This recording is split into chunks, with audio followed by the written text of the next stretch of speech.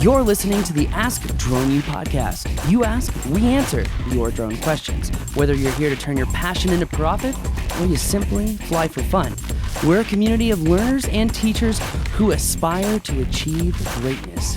We are Drone U. Hey everyone, and welcome to another interesting episode of Ask Drone U. You know, we're grateful to have you here. As always, we like to help you build confidence and gain skills to pay the bills.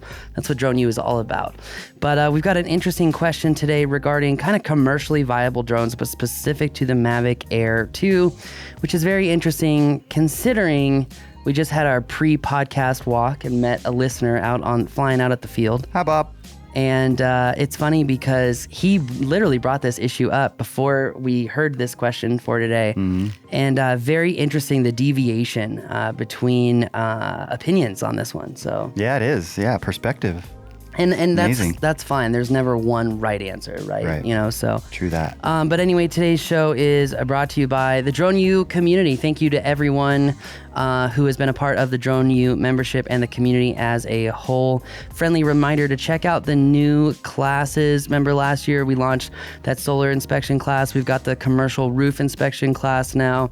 You know, we've got a whole new set of don't crash courses, and the operations course was updated as well. And we've got some big stuff on the horizon, but I'm not going to talk about it because I might be speaking a little too soon. So, good morning, guys. My name is Gary. I live in New York. I'm a new drone pilot. I'm a Part 107 certified. I own a DJI Mavic Air 2, and I recently started looking for jobs and for side gig to practice with my drone. I noticed that my drone, the DJI Mavic Air 2, doesn't qualify for almost all the job out there today. They are looking for more advanced drones.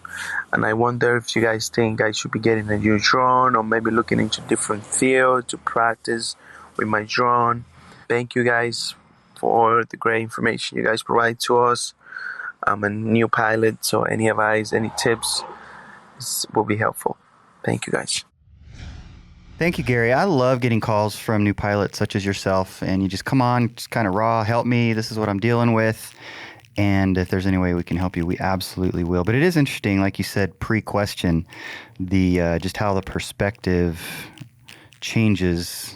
The pilot's perspective changes the outlook on the drone they're using, because we have two bipolar perspectives. Well, and let's elaborate on that. What did you hear from Bob, that was really his name, out on the field today when he was kind of talking? Because he even said, you know, I've watched a lot of your shows and I feel like I disagree with you on something. He didn't illustrate exactly what that was when I asked him, but I think it was, you know, what kind of drone you really need. So yeah, so I think what he was getting at is that he said, so he's an older gentleman, a retired gentleman, and he was just sitting there flying in the park, having a good time flying his drone. He did say he just passed his Part 107, and interestingly, he did it with YouTube videos, which I thought was pretty cool. And he said that he's gotten a couple of jobs, people that want him to do stuff for them. And he said, I wasn't even looking for that, but it's kind of cool because I can fly my drone and then I can do some jobs and I can pay for this drone. And we were asking about how he could use, if he thought the Mavic Air 2 was a good option for it. And he said, yeah, I think anything that I'm being asked to do, I have no problems doing this, using this drone for. One thing to point out with him is that he's a commercial photographer, or was. And so he understands sensors and how all of that works. And so he knows what he can get out of this particular sensor. And so I think he was more comfortable with that.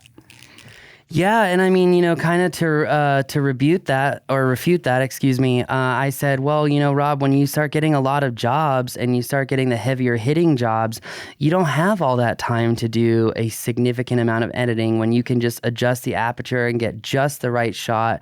Yeah. Throw your stuff in Lightroom, have these preset formulas, maybe do a few adjustments. But when you really become successful, you really have to focus on scalability, which is making efficient systems to service multiple clients, to be able to enjoy the creative freedom that you have while still, getting the job done. True. And I think, Bob was saying his intention wasn't to really use it too much other than to pay off the vehicle. Whereas this caller, is in a very different position where he's looking for more technical based jobs. These are recurring revenue jobs. And he's being told, that little toy is not going to do it, Yeah, it's interesting that you bring up when you become successful. And so a little bit more background about what Paul just said is that Bob out on the field said that he didn't mind that it didn't have some of the flexibility in the settings and so forth, because he said he can use a raw photo and do a lot with it. And so Paul's saying, yeah, but you can't do that at scale because there's just not enough time in the day. And so defining success is probably very different for Paul. For Bob, sorry, than it is for Gary in New York. So that's a really interesting thing to consider here. And not only that, but I think we have to consider that these people are on two different parts of the timeline as far as becoming a commercial pilot, where the caller seems to be more advanced and wants to be anyways. Yeah, and is taking the necessary precautions and steps to get there, whereas Bob is a more, I would say, laissez-faire, if that I think is a good way to explain it. Having fun with it. He even called it a toy, and he knew exactly what he was doing when he said that. Yeah, 100%. Yeah. And it's just really interesting, Rob, because again, one of the hardest lessons that I have learned in being in business with you, and this is nothing about you, but it's scalability, because we all have this idea when we get into business that, we just need more jobs. We just need more jobs. That's how we're going to get more money, and we're going to make more money. In the drone world, that's not the case. That's not really the case. You've got to be thinking about how to scale the systems to reduce the time of onboarding clients, reduce the time of serving the clients after the job, and then reduce the time of keeping those clients engaged in hopes of building recurring revenue, meaning getting more jobs. And I think, and Glenn talked about this in his interview, and he's like, the biggest problem that I think drone pilots have getting into this is they do not think about how hard the hustle is in getting jobs, and why it's so important to focus on jobs that are recurring revenue, meaning you're inspecting solar panels once a month, you're doing cell tower inspections once a month, you're doing commercial roof inspections every time there's a hailstorm, and that's become pretty predictable at this point. And so, that said, I think you have two completely different mindsets here. You got the laissez-faire, and then you got the guy who's like, hey, I'm building a business with this thing, and I'm serious about it, and I'm learning that maybe this aircraft doesn't have what I need to be able to do these jobs. And I think he is foreshadowing the potential struggle that he may face in the hustle. Yeah. And hustling is hard. It's not for everyone. In fact, I was just thinking last night about how much I used to question myself in selling Aflac. I used to work for Aflac. And, it was when my regional manager was like, Paul, people buy insurance every single day of the year because they want to protect themselves. It's a hedge against something. It's life. It's a fear-based decision. It's an easy sell. You don't need to be questioning yourself. You just need to explain why this is useful, when it will be useful, and manage expectations. And I won every single Aflac sales award that you could win in the first 3 months of being an Aflac salesperson. And so what you're saying is that he should go become an Aflac salesperson. Honestly, I asked That seems like a great training ground. I asked my old regional manager if he would do a sales class for us, but we just did that sales class virtually, and I've got some students asking for one more bonus session, which I'm gonna finally get on the calendar, Michael. I'm sorry it's taken so long. But that said, there is autonomous sales, like building systems for your business to do as much as you can. But then there's the in-person sales when you're actually talking to someone and you're closing a deal. And that's what Aflac does so well, is they teach you how to take objections and turn them into objectives. Right. Because honestly, when someone has an objection, it's just because they have a further clarifying question to better understand what's going on to make a more educated decision. And that is actually a positive thing, not a negative thing. So you really have to kind of change your mindset to be successful at the hustle. But then again, when you're going after these scalable recurring revenue jobs, it becomes a lot easier to hustle. Well, and the last thing you want, to Gary's question, is to go through that hustle, work your tail off, and get to the end of the road where you have an opportunity, and then, oops, you don't have the right equipment. Yeah. Because that totally changes your algorithm as to whether that's a good job for you in terms of how much investment is it going to take, right? And then can you keep doing that? And so, I think you're going about it right in terms of thinking this through. I do kind of wonder. So he asked the question, should I just buy a new drone? Well, and so, when we were talking about this in pre-show, I was like, well, without really understanding the types of jobs that he's going after, Sure. it's really hard to answer this question. And I think the best answer is to give him kind of a tiered approach because, we're working right now on a power line inspection class. We're working on a couple other inspection-based classes. Don't want to give that away for the competitors. But that said, what we're realizing is there really is a tiers of different drones to solve different problems. And with that said, we are seeing, and I love this, Rob. I just wrote the article about how the Mavic 2 Enterprise Dual Advance, takes literally the cost of going into business for solar inspections down by 2/3. Yeah. And that drone has a zoomable camera. It's, 48 megapixels. It's not a huge sensor, but I will say we ran some mapping testing missions for the Don't Crash course on that drone, and I'm stunned at the quality. I mean, really stunned at the quality. It does not, for whatever reason, Pix and a few other programs don't like the obliques out of that camera, but the double grids work phenomenally well. And all that to be said, I think that if we were to say, here's the first tier of drone that you can probably get the most out of, this is, again, specific to kind of inspection work, right? If it weren't inspection work, if it was more like mapping and kind of creative, I'd be like, look, go buy a Phantom, done deal. But I think we're looking at something more than just a Phantom here. So my first tier, I would say, is the Mavic 2 Enterprise Dual Advance, and for two reasons. One, low barrier to entry. Two, maintenance costs are very low. You're looking at $189 for a new battery, not $1,400 for an M300 set of TB60s. Like, holy cow. And how does DJI get away with that? Anyway, and then, you've got a zoomable camera and you have a phenomenal thermal sensor as well. So if you're getting into doing some more commercial-based work that needs to utilize thermal, you have that. But you also have dual cameras. So I don't know. I'm stunned by that drone. I know some people are like, well, I might need something that's not Chinese. Well, good luck. Good luck finding one. So that said, the next tier I would say is kind of that M200, M210 level. And they're selling like hotcakes online because they don't work very well. Reconditioned versions.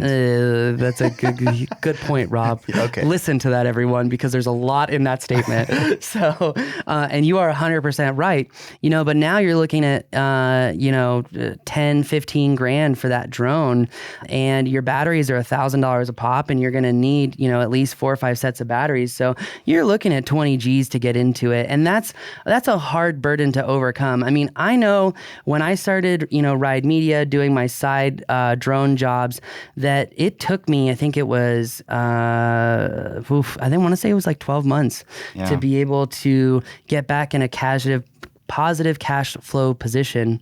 And, I know my first year, second year, third year numbers, and knowing those numbers, it would have been very difficult. Now that was a different age of the market, but it would have been very difficult to have those higher COGS and overcome them, cost of goods sold.